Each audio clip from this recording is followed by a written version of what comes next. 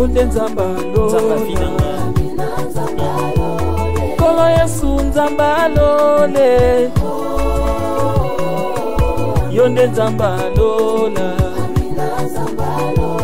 Mukalenga asosie wanye Associé na ngai Yesu. Mukalenga asosie Nasangi son wanye akisité. Alléluia.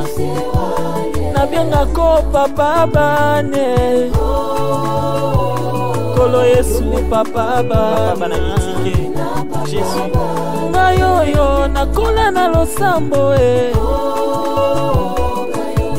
Nakola na losambo Losambo de vina. Ngayoyo nakola na kokila Nakola na kokila JDM TV News, la chaîne des lumières. C'est votre chaîne. Abonnez-vous, abonnez-vous. Il nous a donné le souffle de vie, nous lui disons merci à ce grand Dieu, il est tellement bon. Mesdames, Messieurs, bonjour, bonsoir, ça dépend du lieu où vous nous suivez, vous chers abonnés de JDM TV, la chaîne de lumière. Aujourd'hui, nous allons parler de la prière. La prière est un sujet important, vraiment capital pour le chrétien, et je ne suis pas seule, je suis avec le prophète Christian Tangala. Il est responsable de l'église Parole de la Restauration. Sans plus tarder, je lui passe la parole en lui disant bonjour prophète Christian. Bonjour. Prophète, aujourd'hui nous allons parler de la prière, mais on veut toutefois comprendre ce qu'est la prière. Quelle est la définition que vous donnez à la prière? Merci pour la parole. Et parler de la prière, déjà, j'allais dire que c'est un sujet très important et très capital. Et si nous voulons parler d'une définition de la prière, je dirais que la prière a plusieurs définitions. Et la plus importante pour moi par rapport aux définitions de la prière, c'est que la prière est un dialogue entre Dieu et l'homme. C'est un échange que nous avions entre l'humain et le divin. C'est ce que je peux dire par rapport à la prière pour ne pas donner plusieurs autres définitions, parce que la prière prend plusieurs définitions par rapport dans le sens qu'on peut exploiter cela. Okay. Alors selon la Bible prophète, j'aimerais que vous nous disiez il y a combien de sortes de prières? Selon la Bible, comme vous le dites, la Bible n'énumère pas les sortes de prières, mais en lisant la Bible, nous avions compris qu'il y a plusieurs sortes de prières. Par exemple, quand vous lisez les psaumes, vous allez comprendre qu'avec les psaumes, il y a des prières qui ont été faites, qui sont comme des prières de lamentation. Il y a des prières de louange, il y a des prières de combat, il y a des prières d'action de grâce, il y a des prières d'adoration. Donc, ça nous donne déjà une image de plusieurs sortes de prières. Donc, il y en a plusieurs. Le temps peut-être nous manquerait pour essayer, ou peut-être prochainement, on pourra entrer dans les détails pour parler de chaque sorte de prière. Comme vous avez dit, prochainement, on y reviendra. Mais pasteur, nous voulons savoir, est-ce que toutes les prières sont exaucées? Je dirais non, toutes les prières ne sont pas exaucées. Pourquoi? Parce que la Bible nous dit dans Jacques chapitre 4, du 1er au 3e verset, c'est dans le 3e verset que l'apôtre Jacques nous dit, vous demandez et vous ne recevez pas parce que vous demandez mal. Ça veut dire qu'une prière qui a été mal faite est une prière qui n'aboutira pas. Ce qui implique que toutes les prières ne sont pas exaucées. La prière doit être faite selon les normes pour qu'elle soit exaucée. Alors, quel est le genre de prière que Dieu exauce? Ok, j'ai déjà anticipé d'ailleurs ta question en disant que la prière doit être faite selon les normes. Alors, quelles sont ces normes? Ok, en fait, les normes de la prière sont plusieurs. J'aimerais parler de certaines choses ou certaines normes par rapport à la prière qui peut apporter l'exaucement. Premièrement, la prière, pour qu'elle soit exaucée, elle doit être conforme à ce que nous appelons la volonté de Dieu. lorsque vous priez et que votre prière n'est pas conforme à la volonté de Dieu, cette prière-là n'aboutira pas. Et une deuxième chose pour qu'une autre prière puisse aboutir, est que la prière doit être faite avec la foi. Lorsque nous prions et que nous ne croyons pas, la Bible dit tout ce que vous demanderez en priant, croyez que vous l'avez reçu et vous le verrez s'accomplir. Ça veut dire si vous ne croyez pas, vous ne verrez pas cela s'accomplir. Donc la foi est un élément essentiel pour vivre l'exaucement de notre prière. Donc il y a beaucoup de choses et tout ça. Donc comme je l'ai dit, la volonté de Dieu et aussi la foi, mais aussi prier,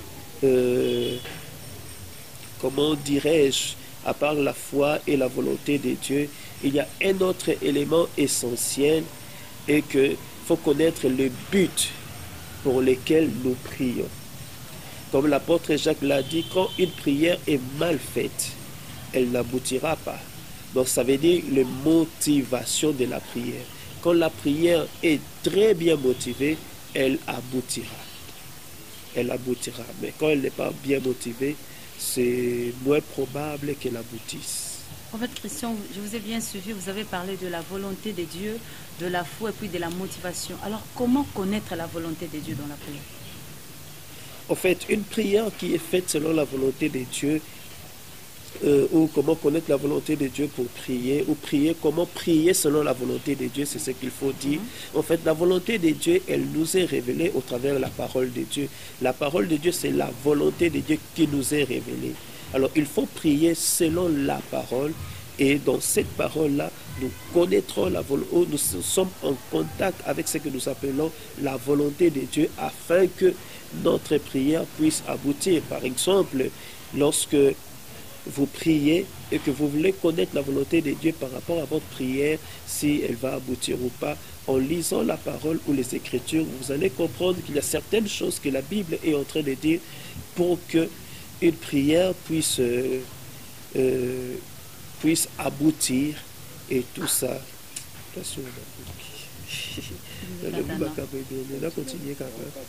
Ok, donc en lisant la parole de Dieu, nous comprenons la volonté de Dieu qui est claire, qui est parfaite.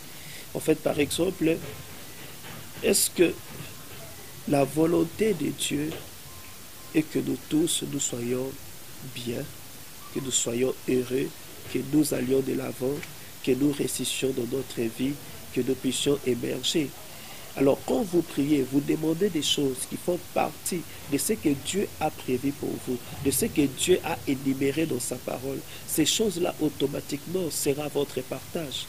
Mais quand vous demandez une impossibilité, je donne un exemple, quelqu'un qui demande, Seigneur, donne-moi le Nord Kivu, que ça soit ma terre à moi propre.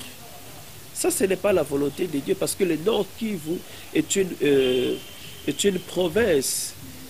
Est une province, c'est une contrée qui regorge plusieurs tribus. Et il y a plusieurs peuples qui sont là-bas. Ça ne peut pas être une propriété d'une seule personne. Ou encore quelqu'un qui prie, qui demande, Seigneur, je veux que Kinshasa soit mon territoire à moi seul, que Kinshasa m'appartienne à moi seul, et que tous les habitants de Kinshasa soient mes sujets. Ça, ce n'est pas la volonté de Dieu. Alors une telle prière n'aboutira jamais. Mais si quelqu'un prie et demande à Dieu, Seigneur, je vais moi aussi jouir de ce que le Congo a comme dans son sous-sol. Parce que je suis congolais, je suis né dans le sol congolais. Moi, je pense que cette prière-là aboutira parce que Dieu t'a donné cette terre, Dieu a permis que tu sois congolais. Et si tu pries pour jouir des richesses aussi de ces pays, je ne vois pas pourquoi Dieu t'empêchera, parce que c'est cette terre qu'il t'a donnée. Et la Bible nous montre que Dieu nous a donné des terres. Une question me venait, un prophète Christian, je ne sais pas, quand vous avez dit, si quelqu'un demandait à Dieu de lui donner Kinshasa, Nord Kivu, tout ça. Et lorsque la Bible dit, là où foulera la plante de vos pieux, est-ce que cela n'a pas contredit votre exemple ou c'est vraiment contradictoire? Ce n'est pas ce que la Bible a dit. En fait, ça ne contredit pas ce que moi je suis en train de dire. Ici, je suis en train de dire de quelqu'un qui veut avoir toute une province pour lui seul. Tu vois un peu. Alors que la province est pour plusieurs personnes. Tu peux avoir des maisons, tu peux avoir des portions de terre dans la province. Ce n'est pas mal, ce n'est pas un problème. Mais avoir toute la province pour toi seul, c'est compliqué. C'est comme ça que j'ai dit, c'est une prière qui ne cadre pas selon la volonté de Dieu. Et quand la Bible dit, tout lieu foulera la plante de votre pied, je vous les donnerai en possession. Ça veut dire, si tu veux prendre possession de Kinshasa, il faut fouler tous les sols de Kinshasa alors. Donc, dans ces cas-là, ça deviendra un peu compliqué. Il y aura des coins où tu ne vas pas fouler le sol. Donc, ça veut dire que ces coins-là ne t'appartiendra pas. Donc, dans ce sens-là, ça ne tient pas. Donc, ce n'est pas dans ce cadre-là que nous sommes en train de parler. Oui, de la motivation. Vous avez parlé de la motivation. Exemple, quelqu'un qui a un problème, il est vraiment malade. Il cherche la guérison. Mais à l'église, on dit, nous aurons prière de 3 jours. Nous allons prier seulement pour la nation. Exemple. Alors, est-ce qu'une telle personne... Ah, moi, je croyais, on allait dire pour le malade, tout ça, eux viennent seulement pour le pays. Alors, moi, je suis malade, je cherche la guérison. Je vais à l'église. Est-ce qu'une telle personne va réellement prier? Parce que lui, il est venu, la personne plutôt, elle est venue pour sa guérison. Mais arrivé là-bas, on dit non, 3 jours, c'est seulement pour la nation. Est-ce que cette personne sera motivée? Bon, ça dépend de la compréhension de la personne. Moi, je dirais, si la personne est mature, connaît les Écritures, elle sera motivée. Pourquoi? Parce que il y a ce que nous appelons la prière d'intercession. La prière d'intercession, c'est prier pour les autres et c'est priver de soi-même.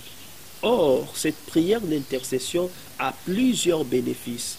Et quand vous vous levez pour prier pour quelqu'un d'autre, pour un sujet qui n'est pas le vôtre, et quand Dieu descend pour agir, pour intervenir pour ces sujets-là, Dieu passe aussi par agir dans votre vie.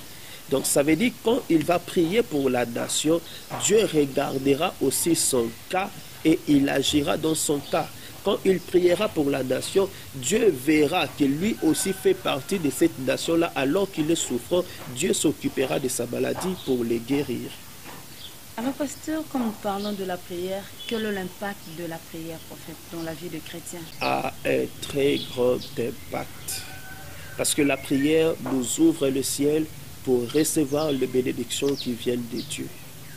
La prière nous permet d'accéder même dans ce que nous appelons la présence de Dieu. Elle nous met en contact avec le Créateur du ciel et de la terre. Et cela a un grand impact dans la vie de la personne qui prie. Parce que la vie sur la terre, ma sœur, est une vie qui exige beaucoup de choses, est une vie que nous apprenions à la vivre.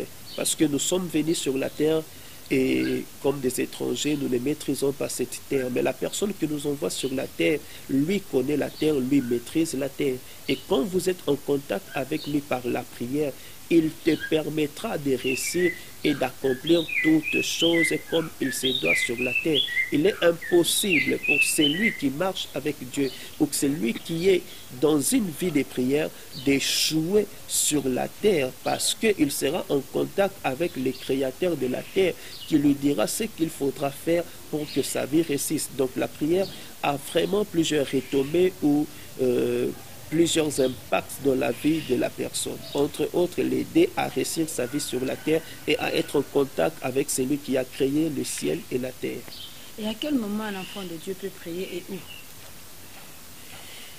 La Bible nous dit de prier sans cesse. Ça veut dire que la prière doit être une respiration permanente pour nous qui sommes enfants de Dieu.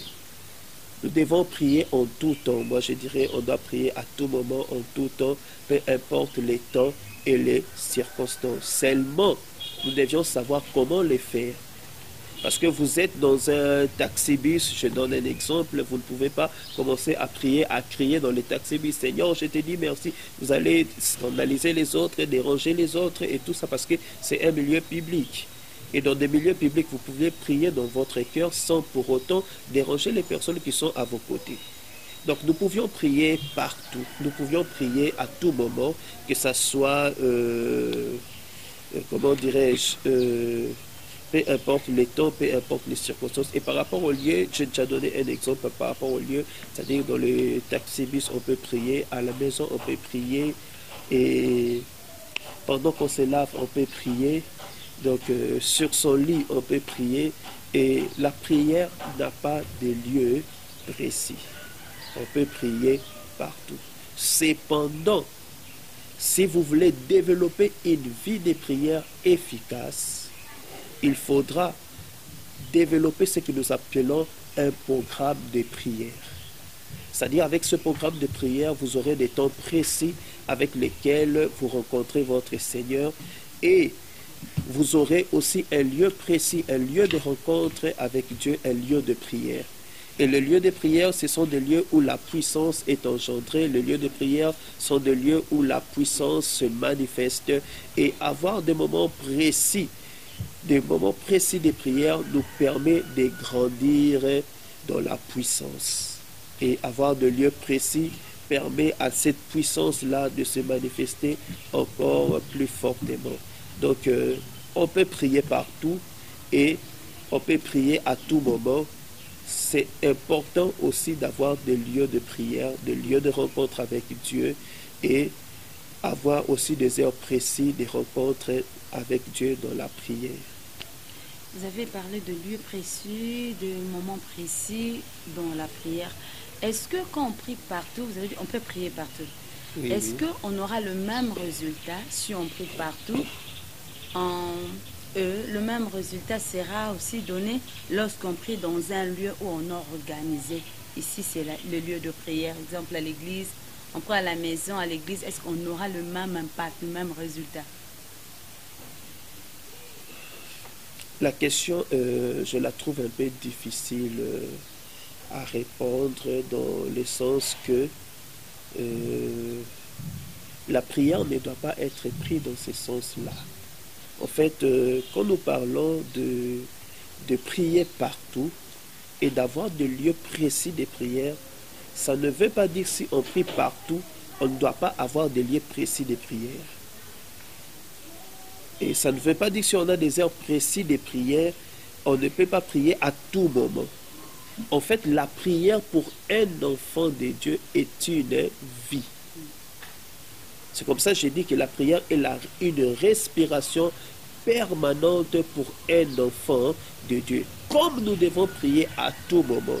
Ça veut dire quand je sors de ma maison, je suis en mouvement pour aller dans mon bureau et tout. Donc, je peux prier en route, je peux prier là-bas au bureau, mais je sais que dans mon intimité avec Dieu, j'ai un lieu où je peux rencontrer Dieu, un lieu où j'aime passer du temps dans la prière.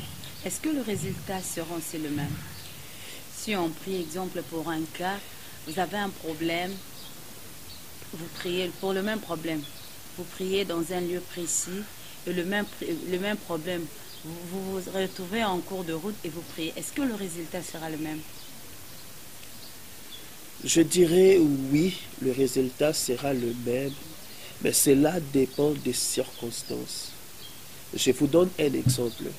Un père qui a sa fille qui est malade, hospitalisée. Et le médecin demande beaucoup d'argent pour le soin de cet enfant. Il est entre chercher l'argent et prier pour la santé de sa fille. Il prie, mais tout en étant en mouvement pour chercher l'argent pour amener à l'hôpital afin qu'on donne des soins à sa fille. Moi, je dirais que Dieu l'exaucera, même s'il prie en chemin par rapport à la santé de sa fille, tout en cherchant l'argent. Vous avez parlé de lieux précis. Est-ce que vous pouvez nous expliciter cela, quand on parlait de lieux précis de la prière? Est-ce que c'est seulement l'église? C'est où exactement le lieu précis? Le lieu précis de prière, ce n'est pas seulement l'église, et c'est quelque chose que nous avions, je ne vais pas dire copier de la Bible, c'est quelque chose que la Bible nous enseigne. avec le patriarche surtout. Nous avions vu Abraham qui rencontrait le Seigneur. Nous avions vu Daniel qui avait l'habitude de prier dans sa chambre en direction de Jérusalem. Il y a plusieurs personnes dans la Bible qui avaient l'habitude de se retirer quelque part, soit à la montagne. Même le Seigneur Jésus-Christ, quand il est venu sur la terre, il avait l'habitude d'aller à la montagne prier. Il s'est retiré pour aller prier.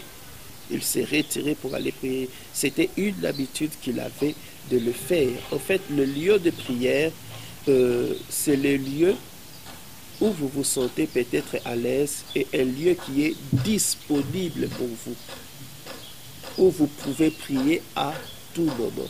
Ça peut être votre chambre à coucher, ça peut être votre salon, ça peut être la cuisine. Si vous êtes dans une famille où il n'y a pas d'espace à gauche, à droite et tout ça, ou soit vous travaillez quelque part, vous êtes peut-être dans le travail ménager quelque part, vous pouvez faire de la cuisine là où vous travaillez, votre lieu de prière, parce que c'est là que vous passez toute la journée en train de travailler. Et c'est là que vous pouviez aussi commencer à développer cette intimité avec Dieu par la prière. Donc, les lieux de prière dépendent de tout un chacun de nous. Dans une famille où les chambres sont occupées, quelqu'un peut utiliser les salons comme son lieu de prière. Il y a des autres personnes qui peuvent utiliser même leur salle de bain comme son lieu de rencontre avec Dieu. Des personnes qui vivent dans des environnements où on ne l'autorise pas de prier. Donc quelqu'un d'autre peut sortir, aller derrière la parcelle, et c'est là qu'il prend son temps de prier la nuit. Quand tout le monde dort, il se retire dans un coin de la parcelle et là il se met à prier. Donc le lieu, ça dépend d'une personne à une autre, et ça dépend de comment dirais-je, des environnements aussi. Des environnements. Prophète Christian, est-ce qu'il est important, lorsqu'on prie, de dire, exemple, le Dieu de prophète Christian Tangana? C'est aussi important. Les dieux de mon père, les dieux des X, les dieux des Grecs. Je ne sais pas s'il faut dire c'est important ou non, mais ça peut arriver en priant que tu puisses citer le Dieu de ton Père. En fait, la prière, on ne doit pas la prendre comme, comment dirais-je, comme une formule, voilà. La prière n'est pas une formule. Parce que j'ai entendu ma sœur Tantine dire le Dieu de son Père. Moi aussi, quand j'ai pris, j'ai dit le Dieu de mon Père. Je ne sais pas pourquoi est-ce qu'elle a dit les dieux de son Père. Voyez-vous un peu. Donc la prière, on ne doit pas la faire par copisme, mais on ne doit pas la faire par formule. Mais si l'esprit, parce que nous prions par l'esprit, si l'esprit nous pousse à évoquer ou à prier Dieu, tout en lui rappelant qu'il est le Dieu de ton Père, le Dieu de tel, le Dieu de tel et tout ça, il n'y a pas de problème. En fait, moi, généralement, ça m'arrive de fois quand je prie, et de fois quand je suis dans une atmosphère prophétique, je commence à prier et à parler du Dieu qui a agi dans la vie des personnes qui ont fonctionné hautement dans le prophétique. Et cela active une certaine atmosphère dans ma vie. Des fois, dans la dimension de la puissance, je parle du Dieu qui a agi dans la vie des personnes qui ont fonctionné hautement dans la puissance. Je peux parler du Dieu d'Aïdi Nabala, du Dieu de Daoussa, le Dieu du Tel Osborne, du Dieu de Beni Hinn, du Dieu de Chris Oyakilombe et tout ça. Donc, je peux parler du Dieu de Jonathan Mongali, de Ngawala, du Dieu de Dominique et tout ça. Donc, ça dépend. Ça dépend. Mais généralement, je ne le fais pas comme une formule, mais je le sens en moi que je dois dire ça. Et quand je le sens, je le dis. Il y a d'autres qui disent, moi dans ma prière, si je ne dis pas Dieu d'Abraham, d'Isaac et de Jacob, je vois comme si Dieu ne m'a pas écouté. Est-ce que pour cette personne, pour une telle personne, la prière est devenue une récitation dans le sens là où c'est vraiment une Oui, conviction? c'est juste, moi je dirais c'est juste une mauvaise compréhension des choses. Parce que le Dieu, le problème est qu'il doit savoir que le Dieu qu'il est en train de prier le Dieu qu'il est en train de servir, le Dieu qu'il est en train d'invoquer, c'est le même Dieu d'Abraham, d'Isaac et de Jacob. Donc, tu n'as pas de fois besoin de répéter ça pour que Dieu, il le sait. Il le sait. Comme je l'ai dit là, et ça nous arrive de dire ça, selon que l'Esprit nous pousse. Selon que l'Esprit nous pousse. Donc, ou encore par rapport à certaines choses que nous voulons voir Dieu faire dans notre vie, comme il l'a fait dans la vie d'Abraham, notre père, il l'a fait dans la vie d'Isaac, notre père, il l'a fait dans la vie de Jacob, notre père. Et on peut quitter le stade de ces trois personnages-là et aller plus loin, parler du Dieu de David, parler du Dieu le Dieu de Daniel, parler du Dieu de nos pères spirituels aujourd'hui. Donc, ou de nos aînés spirituels, ça ne pose pas de problème. Et ça ne veut pas dire qu'il faut parler seulement du Dieu de ces personnes-là qui sont déjà morts. Non, même si la personne est vivante, vous pouvez parler aussi de son Dieu. Donc, il n'y a pas de problème. Dire aussi les dieux des prophètes, je ferai mon Sengo. Oui, il n'y a pas de problème. Okay. Alors, quelle doit être l'attitude de celui qui s'approche de Dieu pour prier? La Bible dit dans Hébreu, celui qui s'approche de Dieu doit croire que Dieu existe et qu'il est le rémunérateur de ceux qui les cherchent. Donc l'attitude que nous devions avoir en nous approchant de Dieu, c'est une attitude de foi. Nous devons savoir qu'en nous approchant de Dieu pour la prière, nous nous approchons auprès de celui qui est capable de tout, auprès de celui qui peut apporter l'exaucement à toutes nos prières, auprès de celui qui entend nos prières et qui nous exauce. Parce qu'il est le Dieu puissant, il est le Dieu capable, il est le Dieu véritable, il est le Dieu de miracles, il est capable de toutes choses. Alors il faut avoir cette foi-là lorsque vous vous approchez de Dieu. Ça c'est très important.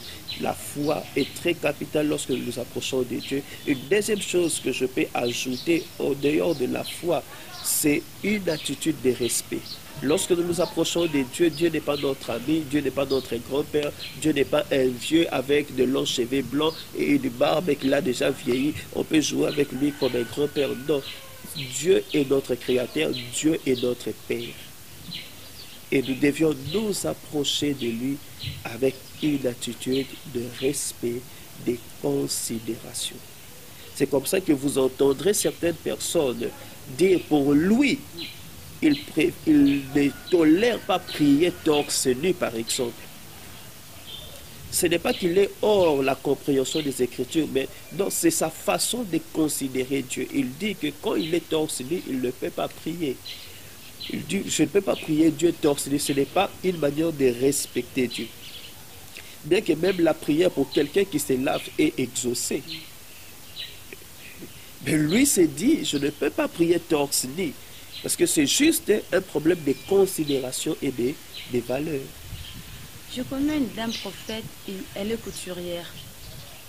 Une fois, j'étais là auprès d'elle, elle m'a dit, elle a raconté une histoire, elle a dit qu'elle a reçu Christ à l'âge de 8 ans. Okay. Depuis qu'elle a reçu Christ à l'âge de 8 ans, elle n'a jamais abandonné. Elle est devenue maman, elle a ses enfants, elle est couturière.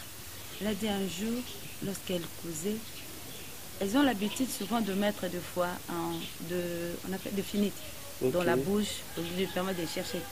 Quand elle a fait par mégarde, elle a avalé. Et ça a compliqué. Elle était échographie, radio, tout ça. En tout cas, l'instrument est en train de se déplacer dans le corps. Une fois que ça arrive au cœur, vous allez mourir.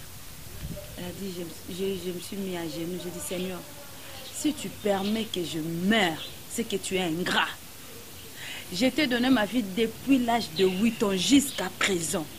En tout cas, si tu le permets, tu seras... Pour moi, je vais te traiter plutôt d'ingrat. Tu seras vraiment un ingrat pour moi. Elle a dit, j'ai prié ça de tout mon cœur. J'étais déterminée dans la prière. J'ai prié, j'ai fini, j'ai continué. Le jour du rendez-vous, elle est rentrée à l'hôpital pour vérifier encore le dernier examen. On a dit que la chose était disparue. Et dans ce sens, elle a manqué de respect à Dieu, ou c'était par conviction, elle devrait seulement faire ça. En fait, dire qu'elle a manqué de respect par conviction, vous savez déjà, pendant que vous étiez en train de raconter l'histoire, pour moi, je dirais, certains propos, ça ne passerait pas. Mais j'aimerais dire quelqu'un qui a grandi dans la rue, qui n'a pas eu d'éducation, qui n'a eu ce que nous appelons un peu des langages grossiers, ou qu'il a l'habitude de dire des gros mots.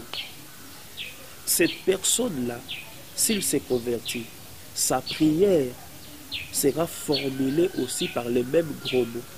Est-ce que Dieu n'exaucera pas? Non, Dieu va exaucer. Parce qu'il l'a tiré de ce monde-là où il avait l'habitude d'utiliser les gros mots. À un moment donné de ma vie, je me disais j'avais comme double face. Avec certains amis, tout ça de la cité, j'utilisais plus l'argot avec certains amis aussi de l'école et tout. Mais quand j'étais devant des personnes responsables, j'utilisais un bon français, un bon langage et tout ça.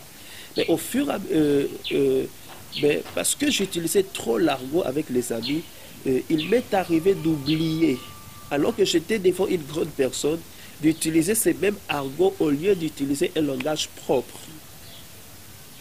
Et je m'en excusais et tout, parce que moi, du moins, j'avais une bonne éducation.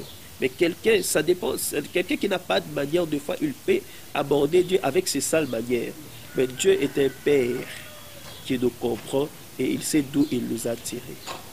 Il peut nous exaucer, mais tout en nous aidant à comprendre qu'on n'utilise pas tel langage, on ne fait pas ça et tout ça. Donc, c'est un peu dans ce sens-là que je pourrais répondre. Il faut prier pendant combien de temps pour que la prière soit exaucée? L'exaucement de la prière ne dépend pas du temps, l'exaucement de la prière dépend des autres éléments que nous avions eu à énumérer déjà précédemment. Donc, pour qu'une prière soit exaucée, il n'y a pas lieu de prier très longtemps, il n'y a pas lieu de prier des heures et des heures, il n'y a pas lieu seulement de prier des secondes ou des minutes, mais tout dépend de celui qui s'approche de Dieu et de comment il s'approche.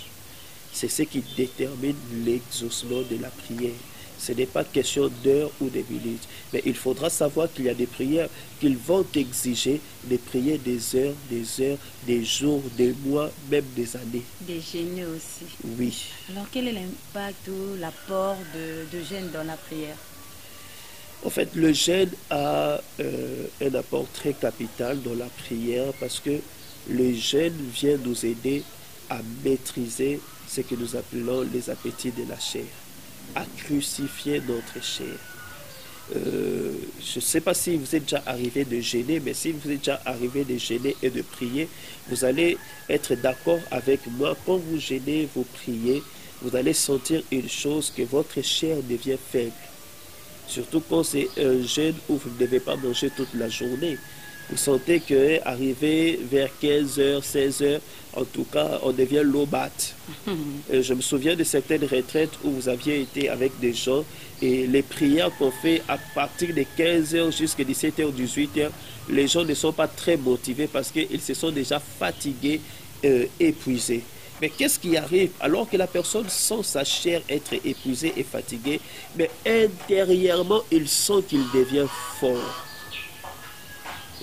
On sent en nous qu'il y a une force qui est en train de grandir, une force qui est en train de monter. On sent qu'on est fort intérieurement. Et ça, c'est ce qui fait toute la différence. Donc, lorsque nous jeûnons et prions, la chair diminue, mais c'est notre esprit qui prend l'ascendance.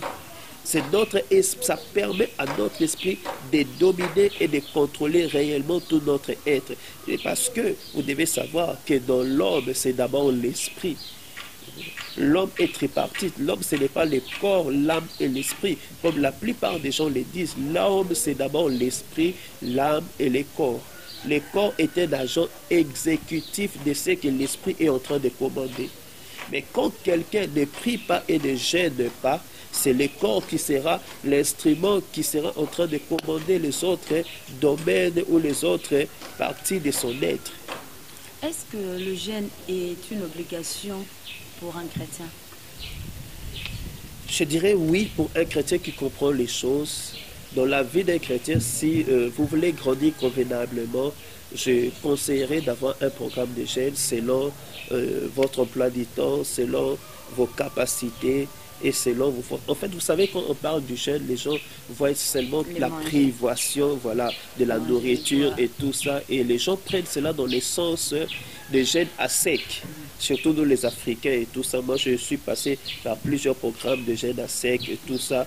J'en étais un habitué. Et quand vous parlez de jeûne en Afrique, ou surtout au Congo, particulièrement à Kinshasa, là où nous sommes, les gens voient tout ça. Ah, on a pas la journée, mon bébé, tout ça. Donc, les jeûnes, on les fait selon que l'esprit aussi nous conduit. On peut jeûner de 6h à 12h, on peut jeûner de 9h à 12h, on peut jeûner de 12h à 15h. Tout dépend. Tout dépend du comment l'esprit vous conduit et de ce que vous êtes en train de poursuivre.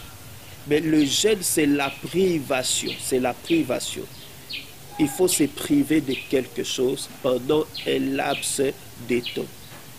Alors, pour ceux qui se sont donné le devoir, si je dois le dire, de garder un jour, exemple, dans la semaine, il y a d'autres personnes qui... Moi, c'est le samedi. Je ne mange rien, je ne bois rien du matin au soir. Donc, depuis le matin, depuis la nuit, jusqu'à 18h. Okay. L'autre dit, moi, le mercredi, lundi, ça dépend. Là aussi, c'est aussi mauvais, parce que ça veut dire que ça peut prendre des 12h à 15h, 8h à 15h. Alors, ceux qui sont donnés ces rendez-vous. Non, ce n'est pas mauvais. Comme je l'ai dit, chacun est gêné selon ses capacités et selon que l'esprit le conduit. S'il est convaincu qu'il doit jeûner chaque samedi, chaque matin, et tout, ce n'est pas mauvais. C'est un peu comme je le disais par rapport au programme de prière. Vous pouvez vous fixer, vous dites, moi je rencontre avec Dieu chaque minuit et 3 heures. Donc à chaque minuit, même si j'ai prié la journée, même si j'ai prié à l'église, mais à minuit, j'ai mon rendez-vous privé avec Dieu. C'est de minuit à 3 heures. Donc tous les restes du programme peuvent manquer. Mais ces rendez-vous-là, je ne peux pas les manquer. Donc, c'est par rapport à ce programme-là de jeûne et prière. Vous pouvez avoir votre programme de jeûne et prière. Chaque samedi, vous jeûnez, vous priez toute la journée et tout. Mais votre église programme 3 jours de prière. Lundi, mardi, mercredi. Vous n'allez pas dire, je ne vais pas jeûner le lundi, mardi, mercredi, parce que moi, je jeûne déjà le samedi. Non. Vous ajoutez à votre programme le 3 jours-là de prière. Le 3 jours-là de jeûne et prière. Donc c'est comme ça. Donc avoir un programme de jeûne et prière régulier, permanent, ce n'est pas mauvais. D'ailleurs, c'est mieux parce que ça vous permettra de grandir spirituellement et de devenir fort spirituellement. Est-ce que le jeûne et la prière ajoutent l'onction? Je ne sais pas s'il faut utiliser le terme onction, mais ça fait grandir. Pas ajouter, mais ça fait grandir la personne dans l'onction, dans la puissance. Ça fait grandir. Oui, ça fait... dépend aussi de Dieu. Parce que Dieu, quand il l'appelle, il a une mission à confier à quelqu'un, il va te rendre par rapport à la mission. Est-ce que le fait de jeûner, de prier, fera de sorte que, si je peux m'interpréter ainsi, fera de sorte que cette dimension de l'onction ou cette dimension, le champ de la mission grandisse? Ou ça sera seulement, ça va rester dans la mesure où Dieu l'a déjà calculé? C'est beaucoup de choses ce que vous êtes en train de dire, mais permettez-moi d'expliquer cela. En fait, prenons l'onction comme une sémence. L'onction est comme une sémence qui est déposée dans la vie de la personne. Comme vous l'avez dit, la sémence est déposée et l'onction est liée à la mission. Ça veut dire qu'il y a plusieurs sortes de sémences. Il y a de ces sémences-là qui peuvent être comme le grain de sénévé, comme la Bible nous l'a dit. Ça peut être une petite sémence, mais qui produit un grand arbre. Il y a de ces certaines sémences, ils appellent la sémence mais ça dépend de la mission de la personne. Mais cette sémence-là doit germer. Cette sémence-là doit germer et grandir et produire ses fruits. Et pour que la sémence grandisse et produise ses fruits, il y a des choses à faire. Et l'une des choses à faire, c'est de prier et de jeûner pour faire grandir cette sémence-là, pour ne pas parler des autres choses. Donc la prière et le jeûne permettent à l'onction que Dieu a déposée en nous de grandir et de comment dirais-je, de grandir et d'être utilisé plus facilement. plus facilement. Je vais vous dire une vérité. Jésus a dit aux disciples, ces genres d'esprit sortent que par le jeûne. Ils ont chassé, ça n'a pas tenu. Et il vient et dit, non, ces genres d'esprit, ça sort par le jeûne. Il a chassé, l'esprit est parti. Et nous savions que lui, avant de commencer sa mission, il a jeûné 40 jours et 40 nuits. Et il avait l'habitude de temps en temps de se retirer, d'aller prier, d'aller prier, d'aller prier. Donc le jeûne et la prière permet à ce que la puissance qui est en nous, l'onction qui est déposée en nous, grandisse et se manifeste. Il y a une vérité que nous devions savoir avec le jeûne et la prière. Vous savez, quand vous fonctionnez en tant qu'enfant de Dieu ou quand vous êtes là en tant qu'humain, c'est le corps de l'homme qui a tendance à prendre l'ascendance sur les autres parties de l'être. Et quand vous commencez à jeûner et à prier, vous êtes en train de maîtriser la chair et vous laissez à l'esprit de prendre l'ascendance. Or, quand votre esprit atteint une dimension de l'ascendance, contrôle, votre esprit est élevé, ça vous permettra de bien fonctionner dans ce que nous appelons l'onction. Parce que la partie de l'être qui entre en contact ou en communion avec Dieu, qui peut échanger avec Dieu, c'est notre esprit, ce n'est pas notre corps. Alors quand notre corps est élevé, notre esprit est diminué, nous avons même du mal à comprendre ces choses-là de l'onction, à les libérer et à l'utiliser. Mais quand la chair diminue, l'esprit monte et nous avions la facilité de fonctionner dans ce que nous appelons l'onction. Cette onction-là, en fait, va couler facilement parce que la chair a été diminuée et l'esprit, qui est le récipient, qui reçoit cette onction-là, va libérer facilement cette onction dans votre vie. Une question me venait, je sais que le temps est déjà fini, mais Willy, excuse, vraiment toutes mes excuses, Willy. Prophète, quand on prie, comment savoir que c'est Dieu qui va parler ou c'est le Saint-Esprit? Le Saint-Esprit m'a dit, Dieu m'a dit. Comment savoir c'est le Saint-Esprit? Quel est le langage du Saint-Esprit? Quel est le langage de Dieu? Je vais déjà dire que nous sommes dans la dispensation de l'Esprit. Nous sommes dans la dispensation de l'Esprit et la personne qui nous parle, c'est le Saint-Esprit. Jésus a dit, il vous est avantageux que je m'en aille et que le Saint-Esprit vienne. Et le Saint-Esprit qui nous parle est Dieu au même titre que le Père, que le Fils. Donc, c'est deux fois seulement la compréhension des gens. Mais c'est l'Esprit qui nous parle. C'est le Saint-Esprit qui habite en nous. C'est le Saint-Esprit qui nous parle. Des fois, je vais donner un exemple. Comme nous le disons, nous disons que nous recevions Jésus-Christ. Mais Jésus-Christ est assis à la droite du Père. Quand nous recevons Jésus-Christ, en réalité, c'est le Saint-Esprit qui vient habiter en nous. Ça, c'est un autre sujet, on en parlera peut-être un autre jour. Mais c'est le Saint-Esprit qui vient habiter en nous. Mais le langage que nous utilisons, c'est recevoir Jésus-Christ comme Seigneur et Sauveur. Et quand nous les recevions, c'est le Saint-Esprit qui vient habiter en nous. C'est le Saint-Esprit qui vient habiter en nous. Mais il y a une chose par rapport à ces langages-là, pas par rapport à Dieu, comme les gens le disent, ou au Saint-Esprit et tout ça, mais je dirais par rapport à Dieu peut-être et aux anges. Dieu aux anges, comment, prophète? En fait, il y a de ces messages qu'on peut recevoir directement du Saint-Esprit, sans intermédiaire. Il vous parle directement. Mais il peut utiliser aussi un ange pour vous parler.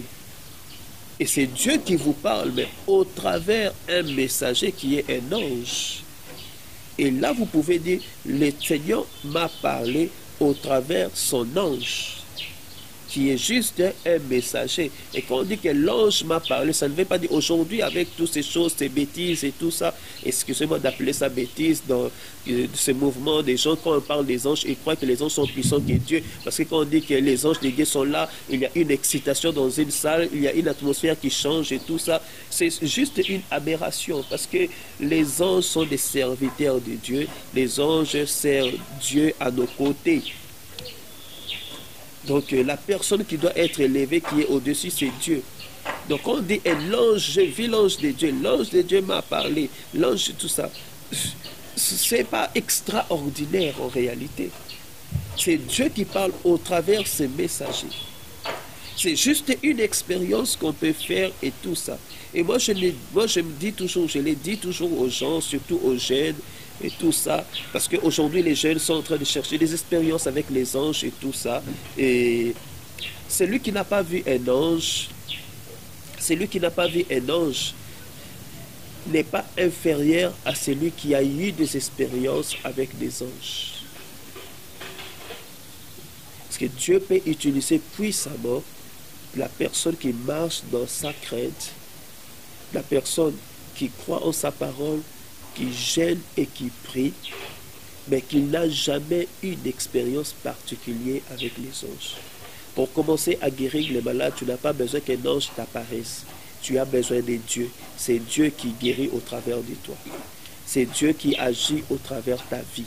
Ce n'est pas un ange. Les anges nous accompagnent. Dieu peut t'emmener à être conscient que tu es accompagné des anges ou tu peux en être inconscient. Mais nous savons déjà que tout enfant de Dieu est accompagné des anges. Donc, ce n'est pas un sujet de supériorité ou d'infériorité comme on le voit dans le monde d'aujourd'hui. Donc, les langages, peut-être on pourra dire, l'ange de Dieu m'a parlé, Dieu m'a parlé et tout ça. Mais dire que le Père et tout ça, le Fils, j'entends la voix de Jésus, j'ai entendu la voix du Père, maintenant j'entends la voix du Saint-Esprit. Moi, je trouve que c'est juste une confusion. Parce que nous sommes dans la dispensation de l'Esprit. C'est l'Esprit qui nous parle. C'est l'Esprit qui nous parle. La Bible est claire là-dessus. Merci, prophète Christian, malgré vos multiples occupations, mais vous nous avez honorés en répondant à notre invitation. Nous vous disons grand merci, mais ça c'est le premier numéro. On reviendra avec vous prochainement. Et sans, avant de nous quitter, prophète, vous avez droit. Avant de nous quitter, prophète, vous avez le micro, vous donnez vos coordonnées et peut-être on peut vous atteindre, vous donnez tout ce qu'il faut pour aider le peuple de Dieu.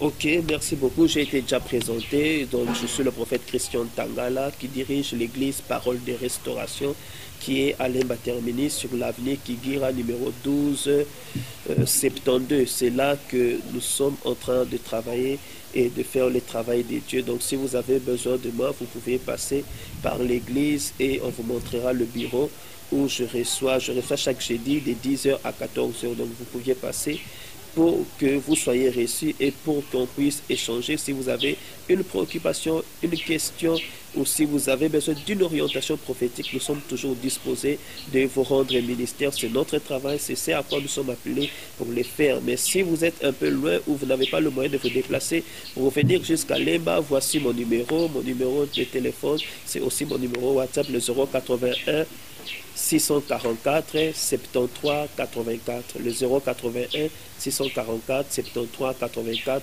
ou encore vous pouviez m'écrire sur Facebook, sur ma page Prophète Christian Tangala. Donc c'est tout ce que je peux dire. Merci. Nous sommes vraiment arrivés à la fin pour aujourd'hui. C'était avec le prophète Christian Tangala. On a parlé de la prière, vous avez compris, il a expliqué, je crois que vous avez compris avec moi. Mais s'il y a des questions, n'hésitez pas. S'il y a des remarques, n'hésitez pas. Il y aura un numéro qui va apparaître là, devant vos écrans, vos petits écrans, vous allez le voir. Vous pouvez nous écrire, vous pouvez nous appeler. C'est déjà la fin et je dis merci au couple Didier et Judith Maudit. J'ai dit merci à Papa Gilbert. Merci à vous qui avez suivi. Merci à vous qui vont liker. Et merci à vous, surtout vous qui vont s'abonner. Abonnez-vous massivement.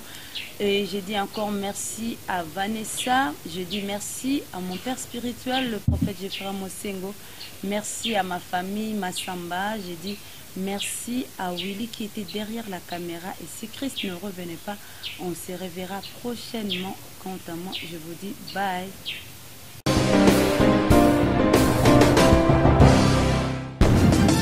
Aïe, aïe, et Saline, les frères Jous Ken. José Ken Aye avec la chanson Yesu Christo dans l'album Christocentria. Jésus-Christ est au centre. Yesu Christo et sur les plateformes YouTube, Facebook, TikTok, Instagram. Yesu Christo, une chanson de Pâques, Consommez cette chanson de l'album Christocentria. Et bientôt sur le bac, en collaboration avec la chaîne TV News, la chaîne des lumières,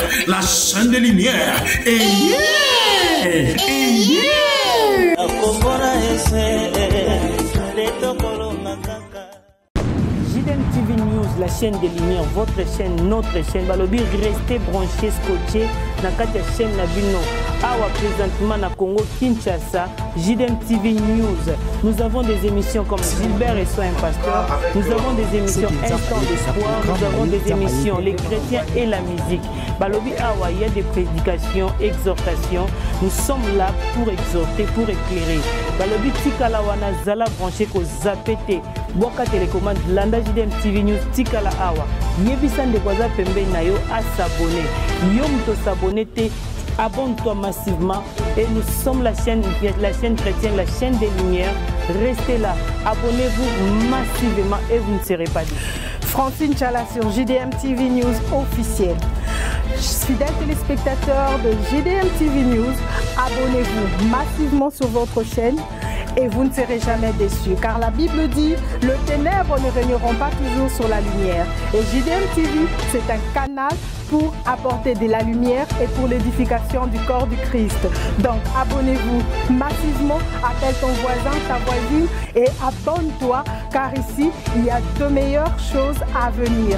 Et bien sûr nous recevons pour vous des pasteurs, des serviteurs de Dieu et nous recevons aussi de chantres. Et dans JDM TV News, vous avez de la lumière sur toute l'actualité chrétienne.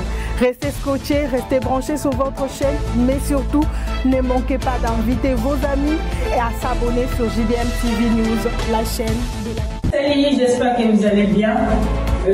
Donc là, je viens de vous parler de la chaîne JDM TV. C'est une nouvelle chaîne. Donc, et je vous demande de vous abonner au max. Donc, vous ne serez pas déçus. C'est la chaîne de votre soeur. Donc, vous s'abonnez massivement.